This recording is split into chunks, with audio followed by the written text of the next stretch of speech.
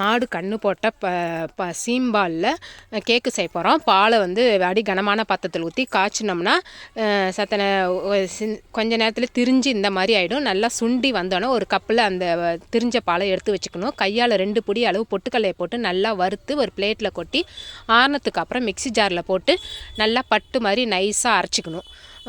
நைஸாக இந்த மாதிரி நல்லா அரைச்சிக்கணும். 1 ஸ்பூன் நெய்யை போட்டு நல்லா பொடிச்ச அந்த பொட்டுக்கடலை மாவை நல்லா இந்த அளவுக்கு வறுத்து அதையும் எடுத்துக்கணும். 1½ கப்பு ஜீனியை போட்டு கொஞ்சோண்டு தண்ணியை ஊற்றி நல்லா பாவு காய்ச்சினதுக்கு அப்புறம் நம்ம திரிச்சு வச்சுருக்கோம்ல பால் சீம்பால் அதையும் போட்டு பொடிச்சு வச்ச அந்த பொட்டுக்கடலை மாவும் போட்டு 3 நல்லா ஒன்றா மிங்கிள் ஆகி இந்த மாதிரி சுண்டி வந்தோடனே பொடிச்ச ஏலக்காய் தூளை போட்டு ஒரு பிளேட்டில் நெய்யை தடவி ரெடி பண்ணி வச்சுக்கணும். இந்த சீம்பால் வந்து இந்த அளவுக்கு திக்காக வந்ததுக்கு அப்புறம் டைட்டாக ஆனதுக்கு அப்புறம் அதை பிளேட்டில் கொட்டி நல்லா தட்டி விட்டு பாதாம் பருப்பை கேரட் சத்திர கட்டை இந்த மாதிரி சூவணும்.